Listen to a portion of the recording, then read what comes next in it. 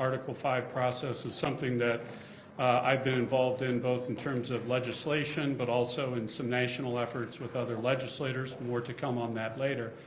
But I want to thank Representative Workman for moving this issue forward in the form of House Resolution 3, what that may mean to the national government, but certainly why it's important to the state of Ohio. So I will turn the podium over to Representative Workman. Thank you, Mr. Speaker. I have to thank the governor for being here with us today. I am very grateful. Also for the Speaker's support in this process as we introduce House Joint Resolution 3. So about 2 weeks ago, I introduced this resolution in committee, and we are to this day receiving quite a bit of momentum on this, both in Ohio and nationwide. We have teamed up with the U.S. Term Limits organization, who operates on the national level, and they have helped with really creating some momentum among our grassroots and getting the word out that this resolution is moving in Ohio. So I'd like to introduce to you what this is. If you'll give me just a moment. Okay, so today I'm proud to discuss House Joint Resolution 3, a resolution recently introduced calling for congressional term limits. This is not a partisan issue, it is a people issue. Across Ohio and across the country, the demand for congressional term limits is strong and bipartisan. According to a recent survey, 78% of Ohio voters support term limits, and 77% support Ohio taking direct action to make it happen. Voters are tired of Washington politicians spending decades in office, disconnected from the people they are represented or they're elected to serve. They want change, and they're looking for that change right now. Let me take a moment to thank the two leaders. I already have done that. Governor DeSantis, Speaker Matt Huffman, both have been instrumental in the movement of this resolution here in Ohio, and it is a pleasure to stand with them here today. HJR 3 is a formal call from the state of Ohio urging Congress to propose an amendment to the U.S. Constitution imposing term limits on its own members. This resolution is part of a larger, growing movement among states to demand action. This message is simple. The states are watching, and we look for Congress to act. I want to take a moment to explain how Article 5 works in the U.S. Constitution. A joint resolution, like HJR 3, is a formal statement of the General Assembly.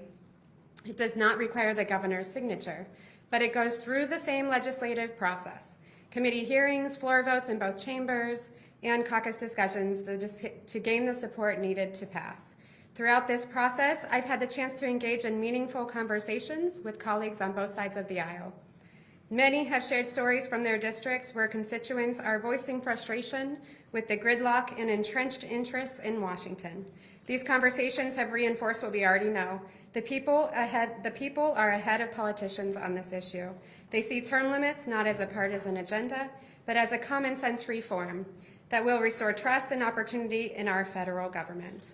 I'm going to jump forward here and introduce to you Governor Ron DeSantis. I am sure you're looking forward to his thoughts on this movement. Thank you for your time. Thank you for being here. Please help me in welcoming Governor DeSantis. Well, thanks so much. It's Ohio and Florida, a very interesting relationship because we obviously have been a landing spot for people from a lot of different states. If you're down in Boca Raton, it's kind of like the sixth borough of New York, right? But you take a map of Florida, you can throw a dart and hit anywhere on that map and you will find people from Ohio. I mean, southern Florida, central Florida, northeast Florida, you name it, they're there. And I think I'm proof of that. My mom is from Youngstown.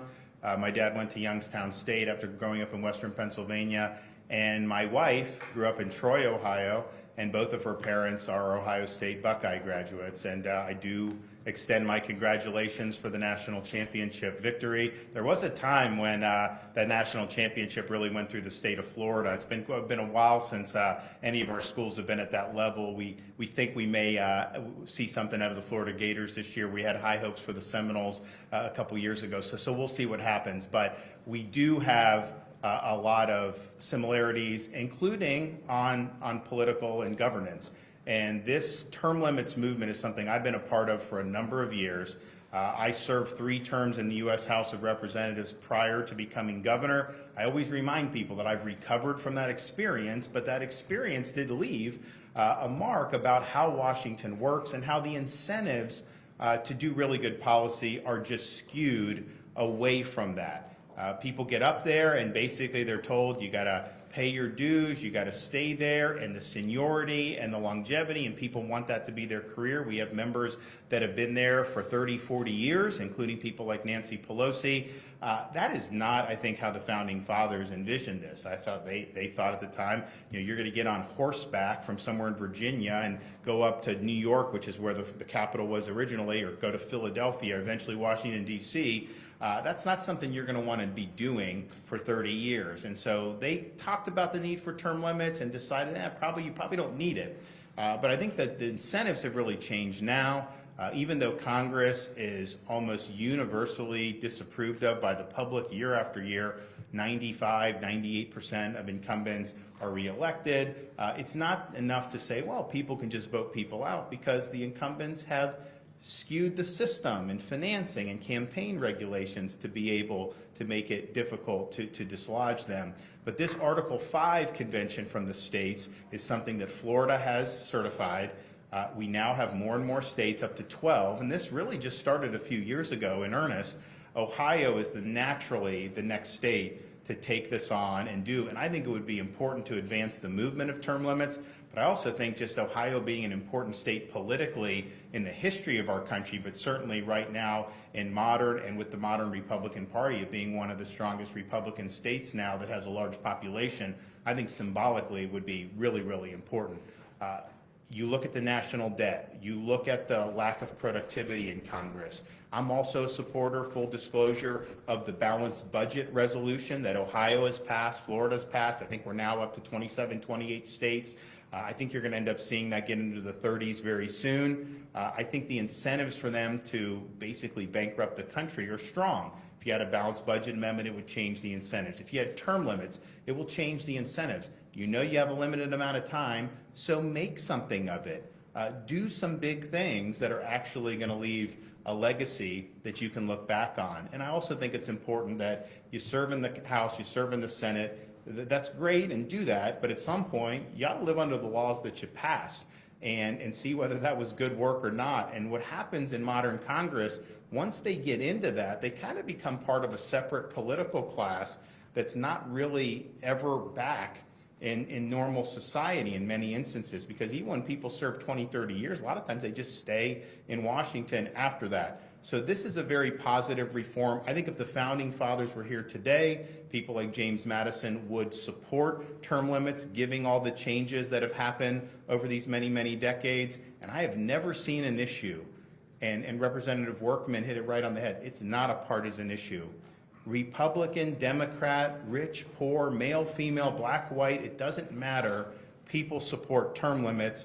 You ought to do the right thing for the right reason, but this happens to also be very good politics for the members of the Ohio legislature to sign up for, because people are going to want to see this as something that is that is getting legs, and it will get legs. And if Ohio comes, that's going to lead to many more states, I think, pretty shortly doing it. And as you build, you really, really have strong men. Now, people say, well, you've never done a convention of the states. Could you have a runaway convention and just have them write an entirely new constitution? The answer to that is basically no. There's two ways to propose amendments. The Congress can propose it with 2/3 of each body, or the states can propose it with 2/3 of the states, which would be 34 states. So you can do that. Ratifying it is the same no matter if Congress or the state proposes it. It requires 3/4 of the states of this country, 38 states, to ratify an amendment to the Constitution. I don't think 38 states are going to ratify the work of a, quote, runaway convention. But even if you're concerned about that, there's nothing preventing Ohio, if they certify this, for putting restrictions on what the delegates are allowed to do. You can have the governor recall delegates that are straying from that. I don't think it would come to that. I really don't.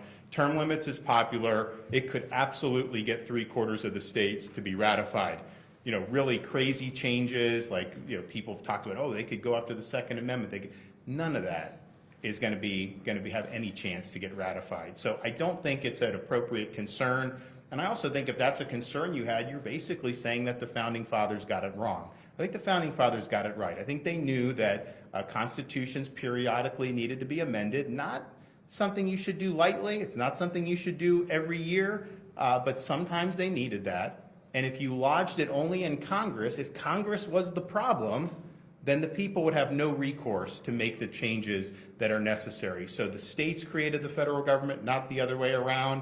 It was only natural that the states would also be able to propose amendments to the Constitution, understanding that no matter who proposes it, the states or the Congress, 3/4 of the states ratify any changes to the Constitution. So I commend the Speaker, I commend the representatives here in Ohio for doing this. This is kind of a passion project of mine. I've been involved in this issue for a number of years. I've rarely seen an issue that no matter what audience I'm speaking in front of, will get a more positive response in any part of the state of Florida, or heck, any place I've been in the country where this has come up. People know that this is the right thing to do. So I look forward to seeing progress here. If there's anything we can do to help in other states, I'm willing to do it because I do think it's important for the future of the country. And with that, we'll take some questions. All right, we'll start with Nick. I guess you said that there would not be a runaway convention, but you did also just mention the idea of like the balanced budget amendment. So, I mean, you already have mentioned that there Well, that's separate. So it's a good. If you start it up, I mean, what's going to stop the people that go into the convention from taking up both, right? Well, I think if both were certified, then that would be fine. If the balanced budget doesn't have the certification, then it should not be considered. But I think it will. I think balanced budget can get certified too. So it's potentially both. Now, we've also said to people that are concerned about what would happen if the states met and wrote an amendment in a convention. The reality is this has never actually been done before, because any time an amendment's gotten close, Congress responds by basically writing one of their own. So I really believe on balanced budget, we're in the high 20s. If we get to the kind of 32 states, 33, I do think you'll see Congress respond by writing an amendment and then sending that to the states for ratification. And I honestly think the same thing will likely happen with term limits. If we get to 30, 31, 32 states, I think they're going to want to control that. They're going to want to write an amendment and then send it to the states if they see it. So I do anticipate in both instances that you would likely force Congress to act prior to getting the 34 states. I just think practically that will happen. But I'm also not somebody that believes somehow the states aren't capable of proposing an amendment. I think the founders put that in for a reason. I think we absolutely could propose it. And then I think the states, once it's written, once it's passed by the states on that initial proposal, then the states can debate it in their state legislatures, just like we've done every constitutional amendment that's been ratified in this country's history. Andrew. When other state politicians come here to talk about stuff, it often makes me wonder if they're running for national office. You've run for president once before. Are you thinking about doing that again? This has nothing to do with running for anything. I've been involved in term limits for probably 15 years now. I've done this as a congressman. I was the one that introduced the U.S. term limits resolution to pose limits on members of Congress.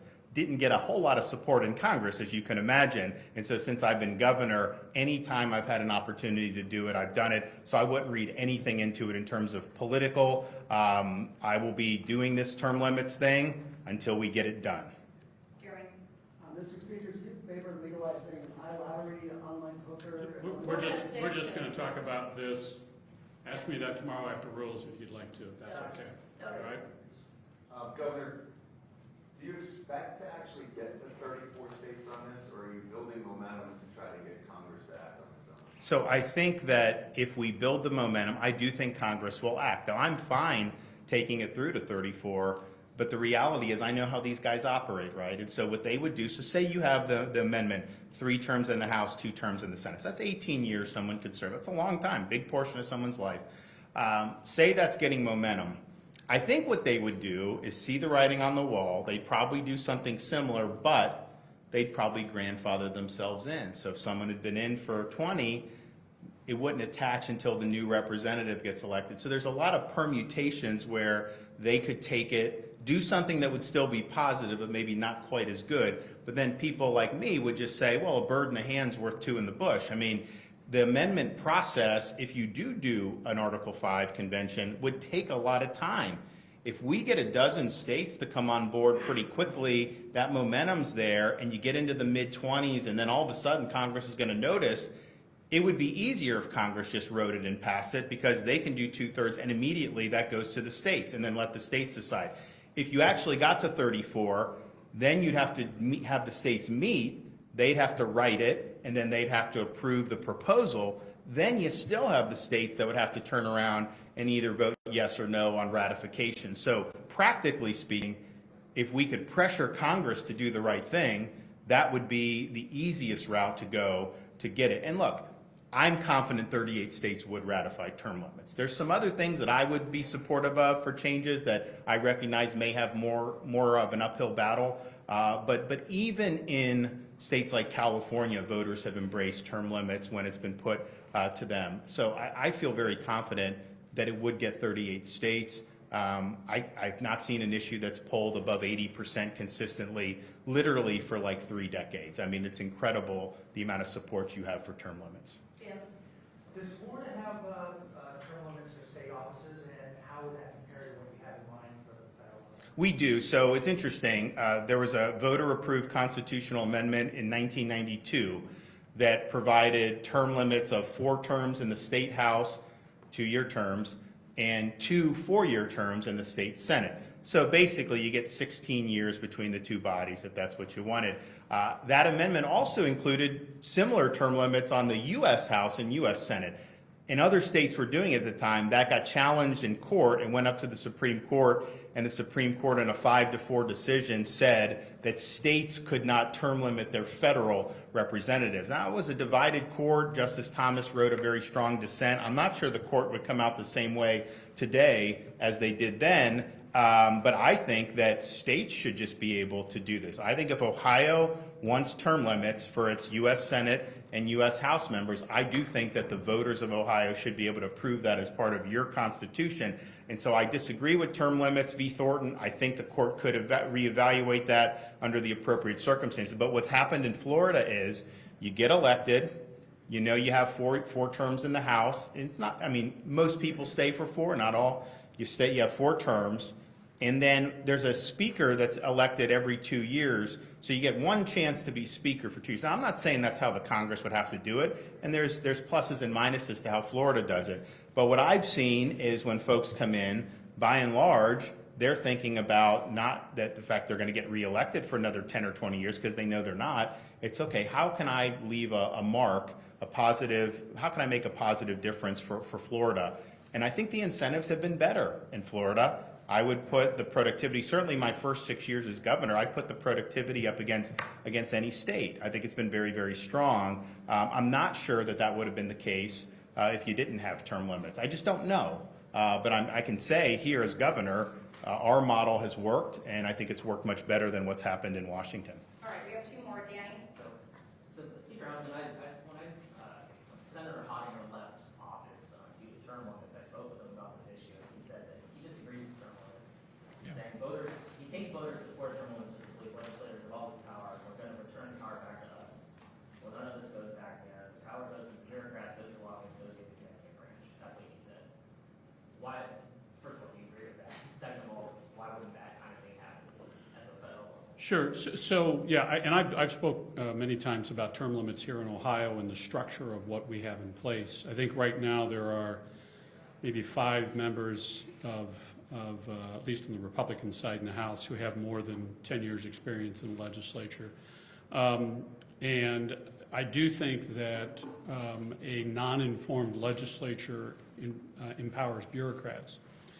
The issue becomes the ability of legislators to act independently of those bureaucrats. And that's the whole concern. We get this sort of, well, they cozy up interest parties and the groups and things like that. And the analysis really is, and this is a little bit nuanced, but I think it's very fair. The farther away the government from the people, the more important term limits are. And I think that, if people go to Washington, most people, they go for trips and tourism, things like that. But they really don't go and have an ability to affect what's going on in Washington. And in Columbus, we see a lot of people, most of us, I think just about everybody, goes home on Thursday. At least I come down Monday, go home on Thursday. We see our constituents on a regular basis wherever it is. When we go to church, when we're at the grocery store, all the time, somebody's there. And if you look at local governments, I think it's even more acute. We had a proposal a few years ago to have term limits for township trustees. And I tried to explain to somebody, there's only so many people who get up at 4 o'clock in the morning to go plow the roads. And usually that's one of the township trustees, at least in rural Ohio. So Washington is in serious trouble. We have a $36 trillion debt, and people can't really get their mind around how much $36 trillion is. There's $120 trillion unfunded liability in the Social Security system. We started paying people who never went into the system. There are now more folks receiving money than paying in. And more importantly, there's no plan by anybody in Washington to solve that, at least none that people are talking about publicly. There's a lot of private meetings and people are buying, we ought to all do this and we're going to go out and say something, but we're going to get hammered for taking away whatever benefit that we're trying to do. So I have, you know, when Ronald Reagan did this in the 1980s for balanced budget amendment, Congress acted before he got to 32 of 34 states. Congress acted, they passed the Gramm-Rudman Act, and if you all remember, that resulted in a balanced budget for the federal government. It wasn't that long ago when the only spent as much money as it had. Frankly, September 11th, 2001, all of that's out the window. So I think former Senator Pottinger, a lot of that is very valid, but it's not valid, in my estimation, in the current, at the federal government level.